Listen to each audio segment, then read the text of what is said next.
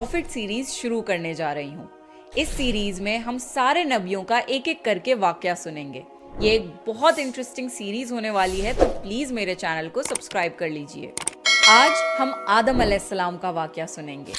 आदम अलैहिस्सलाम अल्लाह के पहले नबी और पैगंबर थे, जिन्हें अल्लाह ने खुद अपने हाथों से बनाया, और हम सारे इंसान उन्हीं की नस्ल हैं। तो चलिए शुरू करते हैं with the real life story of prophet Adam अलैहिस्सलाम।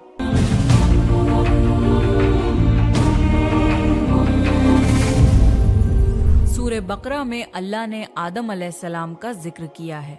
जब अल्लाह ने इंसान की मखलूक को पैदा करने का इरादा किया तो अल्लाह ने फरिश्तों से फरमाया, मैं जमीन में अपना एक खलीफा बनाने वाला हूँ। फरिश्तों को लगा कि शायद उनकी इबादत में कोई कमी रह गई है, इसलिए अल्लाह ने नई मखलूक बनाने का इरादा किया है। फरिश्तों ने जिन्नों जैसी दूसरी मखलूक भी देखी थी, जो ज्यादा अकल नहीं रखते थे और खून रेजी करते थे। फरिश्तों ने अल्लाह से कहा, ए अल्लाह, हम तेरी तस्बीह, हम्द और पाकी बयान करते हैं। क्या तू ऐसी मखलूक पैदा करेगा जो जमीन में फसाद करेगी और खून खराबा करेगी? इसके जवाब में अल्लाह ने फरमाया, जो मैं जानता हूँ वो तुम नहीं जानते। फरिश्तों ने आपस में कहा कि अल्लाह ताला जो भी मखलूक पैदा करेगा वो हमसे ज्यादा इल्म नहीं रख सकती। फिर अल्लाह ने आदम अलैहिस्सलाम को इल्म से नवाजा और उन्हें कुछ चीजों के नाम सिखा दिए।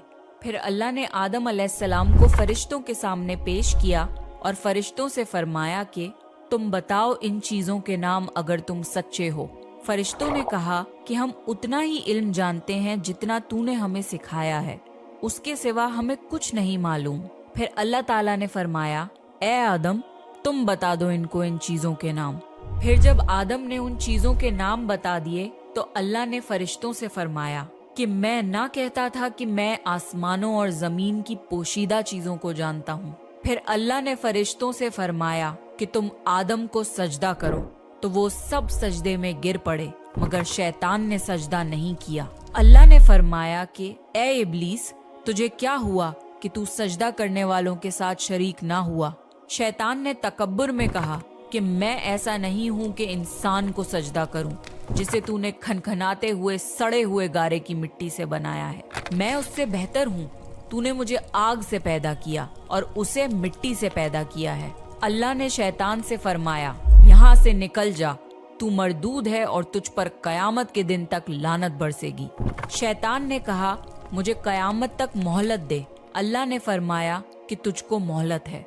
शैतान ने अल्लाह से कहा कि तूने मुझे गुमराह किया है। मैं कसम खाता हूँ कि मैं इंसान की सीधी राह पर बैठूंगा, फिर मैं उन पर हमला करूंगा, उनके आगे से भी, पीछे से भी, दाएं से भी और बाएं से भी, और उनमें से अक्सर को तू शुक्रगुजार नहीं पाएगा।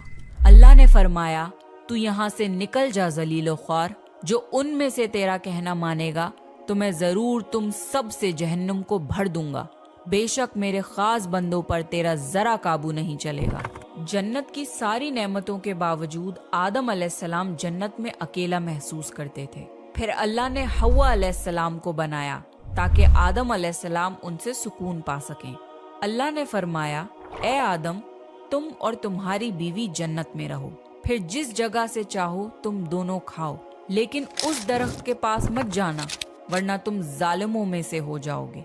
फिर शैतान ने उन दोनों के दिल में वसवसा डाला और कहने लगा, तुम्हारे रब ने तुम दोनों को इस दरख्त से इसलिए मना किया था कि तुम कहीं फरिश्ते ना बन जाओ या कहीं हमेशा जिंदा रहने वालों में ना हो जाओ। और शैतान ने कस्में तक खा ली कि वो उनका खैर ख्वाह है। बस मरदूद ने धोखा देकर उनको दरख्त की तरफ खींच ही लिया। जब हजरत आदम और हव्वा अलैहिस्सलाम ने दरख्त के फल को खा लिया तो उनके सतर की चीजें खुल गईं और वो दरख्तों के पत्तों को तोड़ तोड़ कर अपने ऊपर चिपकाने लगे और सतर छुपाने लगे। फिर अल्लाह ने उनको पुकारा और फरमाया, क्या मैं तुम दोनों को इस दरख्त से मना न कर चुका था और ये न कह चुका था कि शैतान तुम्हारा खुला दुश्मन है? हजरत आदम और हव्वा अलैहिस्सलाम ने कहा कि ए हमारे रब, हमने अपने ऊपर जुल्म किया, और अगर आप हमें ना बख्शेंगे और हम पे रहम ना फरमाएंगे तो फिर हम तो जरूर तबाह हो जाएंगे। अल्लाह ने फरमाया कि तुम सब जन्नत से नीचे उतर जाओ, اب سے تم ایک دوسرے کے دشمن ہو اور تمہارے لیے زمین پر رہنے کی جگہ ہے اور ایک مدت تک نفع حاصل کرنا۔ اب تم کو وہیں زندگی گزارنی ہے اور وہیں مرنا ہے اور وہیں پھر سے پیدا ہونا ہے۔ دنیا میں آنے کے بعد آدم علیہ السلام نے اللہ سے 40 سال تک معافی مانگی۔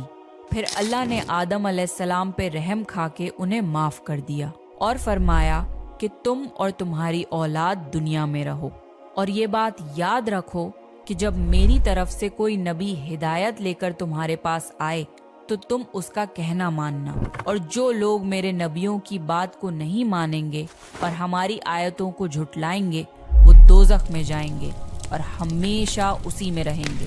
پھر حضرت آدم اور حوا علیہ السلام دنیا میں رہنے لگے، انہی سے انسانوں کی نسل شروع ہوئی۔ آدم علیہ السلام تقریباً 900 سال زندہ رہ کر وفات پا گئے۔